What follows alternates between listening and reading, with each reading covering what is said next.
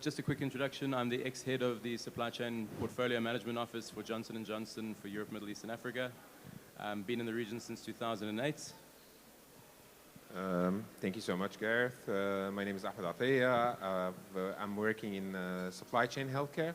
I've been in the region for the past 2 decades, and I'm mainly focusing on healthcare supply chain and currently being with Zahrawi for the past 6 years. Hi everyone, my name is Amr Youssef. I'm the head of supply chain for the MENAP region for CanView.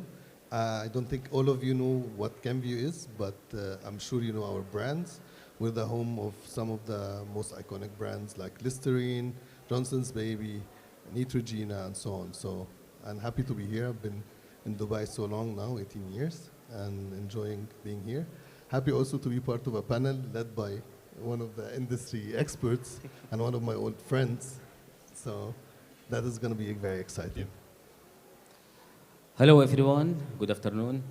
This is Ali Al-Hakami. Happy to be here with the respective leaders. So I'm standing with plus 20 years of experience within multiple functions under supply chain, ex-Nestle, Colgate, PepsiCo, Nova Water, BIF.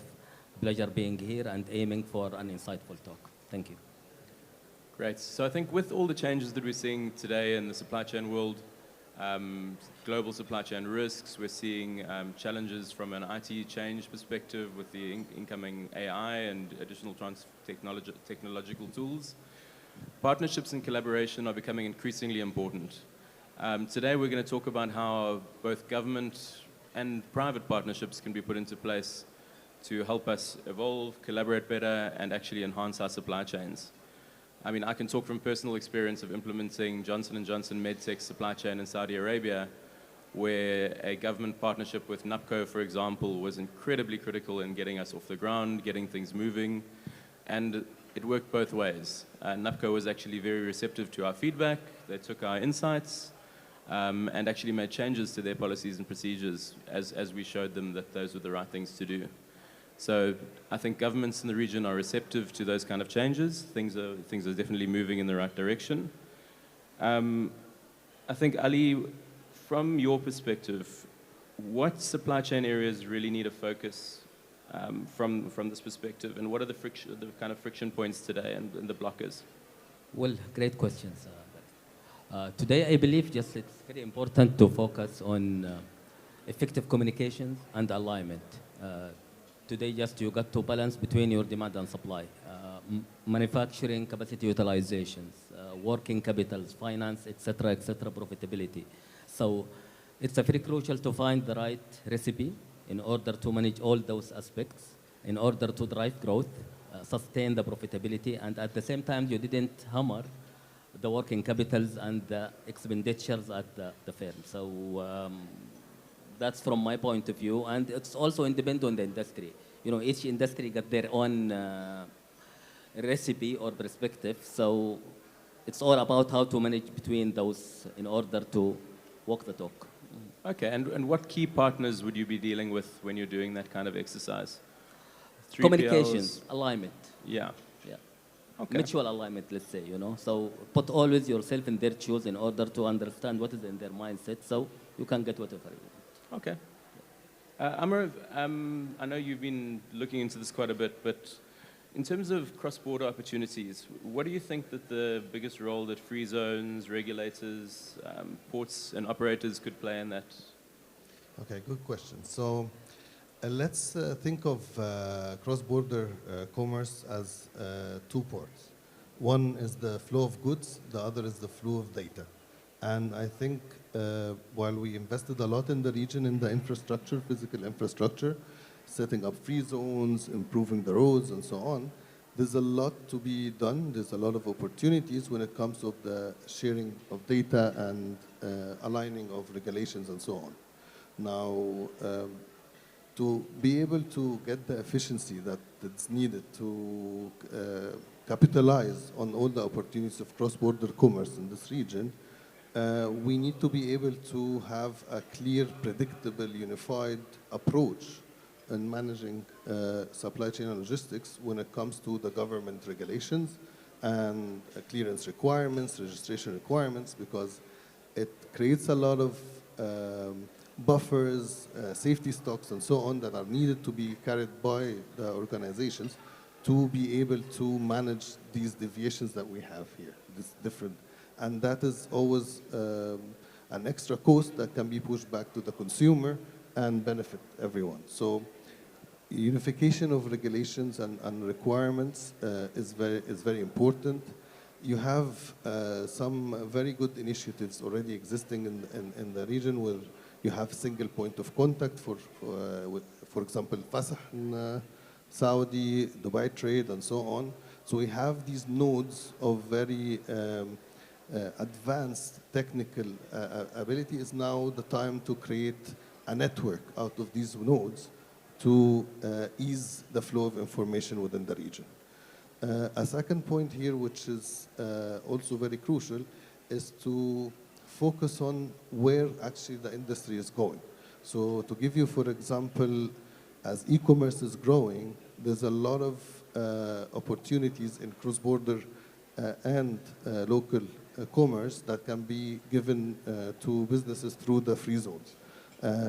Something like Easy Dubai, for example, as an example, where you have bonded, non-bonded warehouses, that creates a lot of opportunities for organizations like Kenview and other organizations to cut the middleman and be able to perform e-commerce in the market directly, which was not something that existed before. So these kind of models need to be repeated and need to be across so that we are able to have a predictable and unified way of approaching logistics and let's say, data transfer, and have unified governance framework that helps us do that. Yeah, Ahmed, you touched on governance there. Sorry, Amr, you touched on governance. Ahmed, what does good governance look like to you? And how do we create those long-term partnerships through that governance? Well, when it comes to the medical field and to trading of highly regulated products like we are going to do, governance is not an option. It's a necessity and a continuity thing that we need to always take care of. And it has to have the right blend, actually, of both the regulators should not over-govern to make sure that the process is not paralyzed. Otherwise, we will not be able to deliver the certain essentials and critical items to the patients and people who are in need. So going back to the point, now we need to, since it's a highly regulated product and it has to be governed all the way from manufacturing aspect until it reaches the end user in a quality manner, and it has to be fully protected to ensure the quality. So we need to share this data pool because there is a lot of people involved in the chain. It's called supply chain because there is a lot of involvement of so many people. So there are the manufacturers, the storers, the freighters, the clearance. Every single part of the chain has to be fully governed, has to be recorded data, has to be there. So the sharing of this data pool is becoming very essential, and the technology made it easy. So the introduction of technology with everything from a small data logger that you put it along with your shipment to real-time analysis and reading of it is very essential. And this is where the regulator ensure that the products delivered are in full compliance and in full governance. So, will ensure also that the patient will not face shortages or outstock. This is very important to the continuity of business. Again, it's a big thing, but I think the collaboration has to happen between governor bodies, which is the government, and the private sector, and all the contributor in the chain. Okay, makes sense. And Amr, I mean, maybe, or Ali, I'll open it to both of you. If we talk about more downstream, so communication with your 3PLs, with your suppliers, how do you manage those relationships? Do you KPI them? Do you have management meetings? What's the success story there, and how do you make it work? Let me give you some of my thoughts on that. It's never been as crucial as having a strong collaboration mindset, I would say, than now. You have a lot of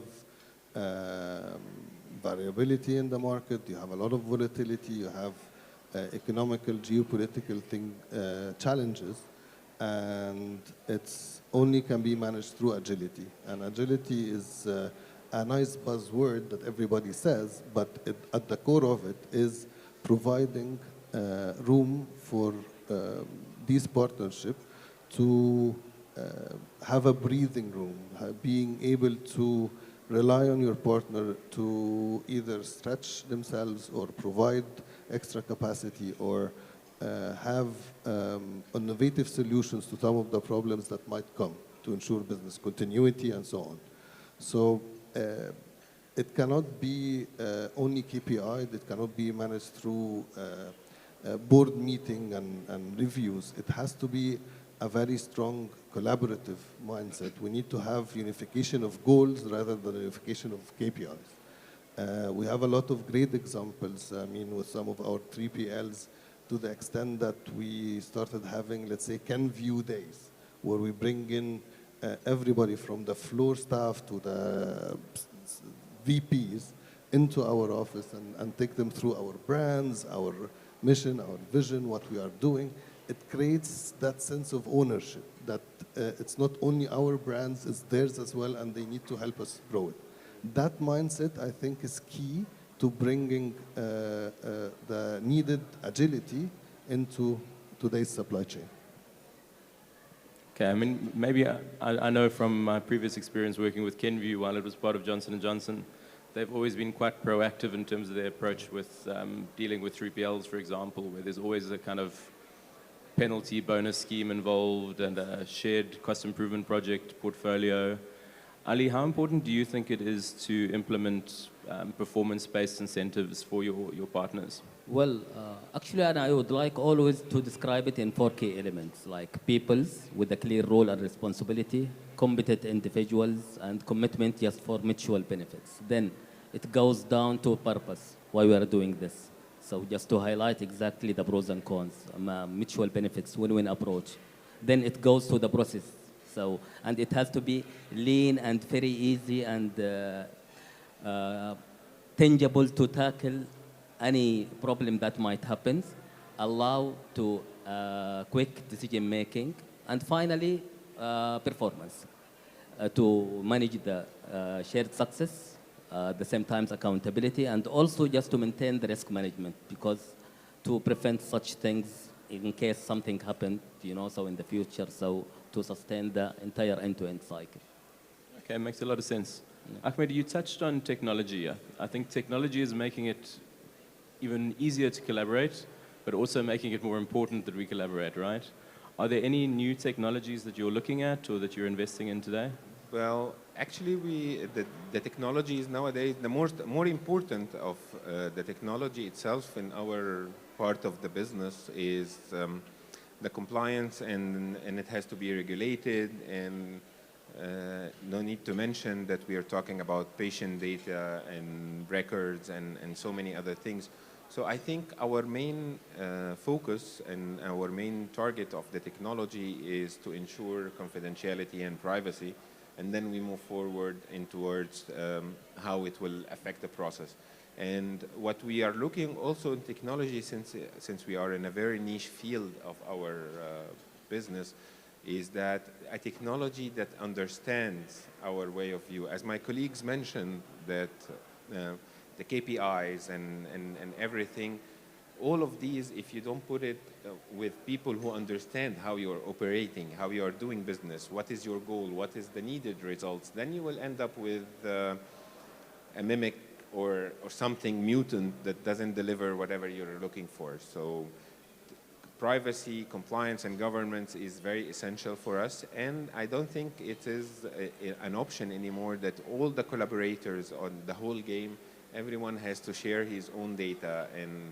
And now AI is doing a great job in this, but yes, there is a very dilemma of how the data is governed, how the privacy is protected, and all these kind of technical words that I don't really get into, but that's part of boardroom discussions nowadays. Ali, maybe the same question to you. I know Kenview's always been at the front of new tech and playing around with AI and all the rest. Anything interesting or fun that you guys are doing to collaborate with partners? So, I mean, AI is, again, it's the new buzz word, but at the end of the day, it actually has a lot of substance and can deliver a lot of savings. And whoever will not jump into that bandwagon right now is going to regret it in the future. And us in CanView, we're not only looking at it in terms of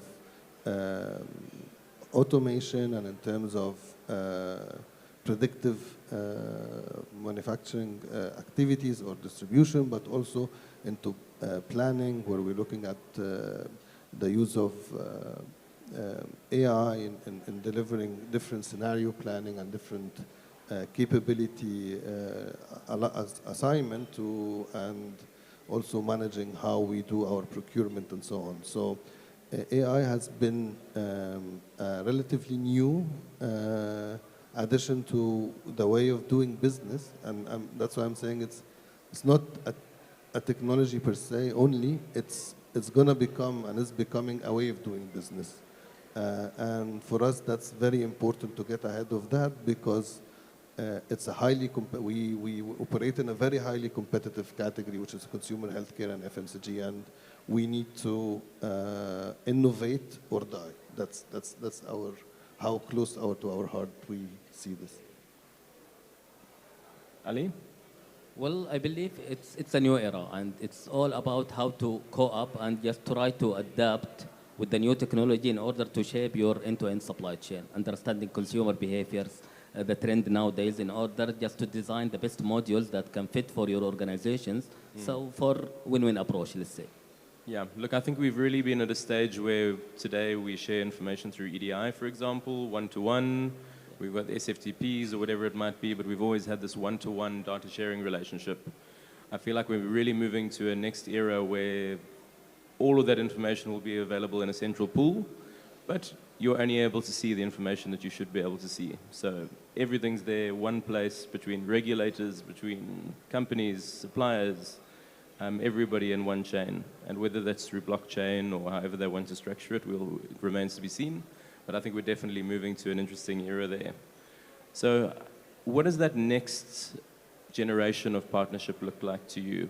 How do you think people are going to be working in three years' time with the introduction of AI and all of these new technological advances?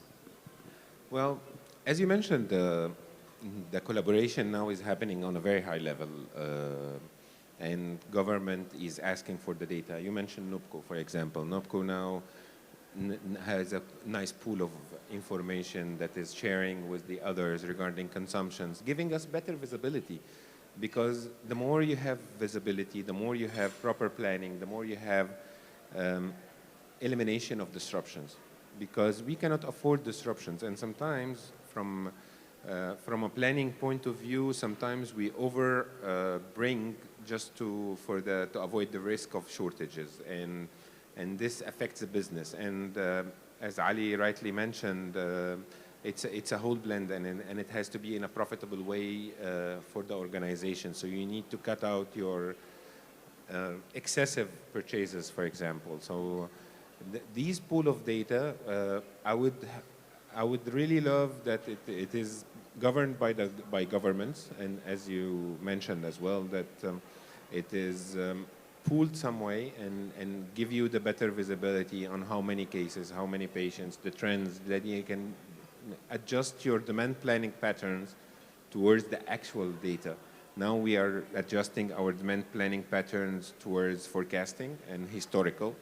But with AI and with the predictive analytics that is happening, we will be able, if you fed the machine with the right data, right accurate data that coming from global or from a country, let us put it this way, then the predictive analytics will be able to provide you with the right formula to plan right, to avoid any excessive purchases, to only transfer the items that you needed for the time being, to mitigate your cost among the year instead of having peaks and ups and downs in the in your patterns that affects your cash flow and consequently again makes you again borrow and start again in the financing dilemma.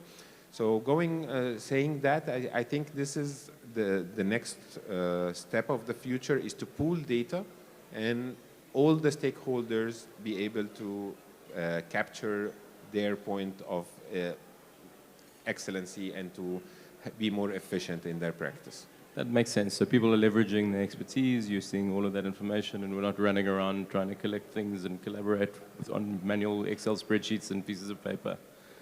Ladies and gents, thank you very much. Panelists, thank you so much for joining us today. I think that leaves us with just over 4 minutes to go. So if there are any questions, please fire away.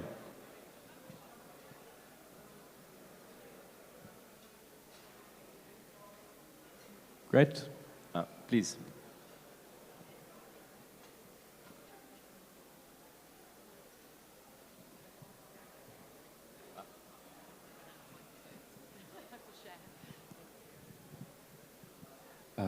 Thank you, panelists. It was a very informative discussion, and actually it's a very hot topic, and each question could be discussed in hours and hours. I'm interested to know your views on how data privacy and long regulatory aspects in terms of registration and timelines for registration, especially in the healthcare sector, which is, like you mentioned, is a heavily regulated market.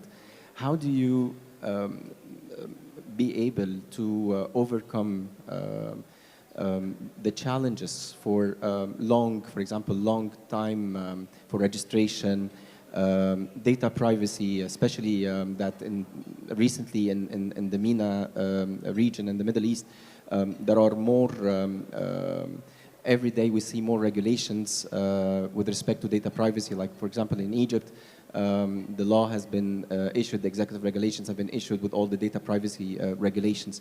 So how would you be able to overcome the recent challenges, especially with respect to regulatory aspects and data privacy? Thank you. Yeah, thank you so much for this. Actually, going back to the data pooling, and I had a suggestion, for example, recently when we had a leadership meeting with the SFDA officials in Saudi. So, for example, in my opinion, Saudi has reached a very advanced process in the product registration and regulatory frameworks and guidelines.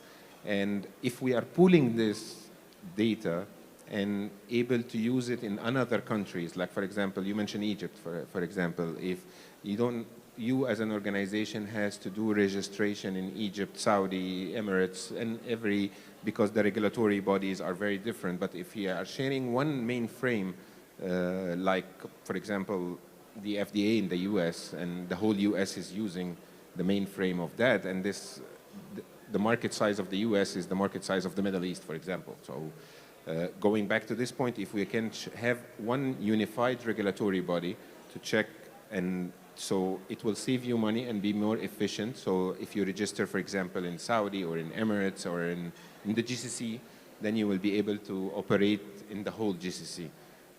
This will save us time because the regulation, for us, it's a nightmare. So for me, I'm someone working in the whole GCC with different regulatory bodies, and every demands are different, everything is different. So in my opinion, if we take the Saudi experience in this and we applied it in the whole GCC, so once you register in one country in the GCC and then you can operate in the whole GCC, I think this can do this. The privacy of data is still the moral paradox. It's, again, we are talking about very sensitive data. We are talking about people's very personal matters. So everyone is very cautious about sharing this kind of data among the others. I hope that they reach a solution for this, something technical that can provide people to be able to align with that. But yeah, I think pooling of the data will be the key to this question. Hopefully it will come in the future. Thank you. I hope I addressed your question. Great, and that's our time. Thank you very much, everybody.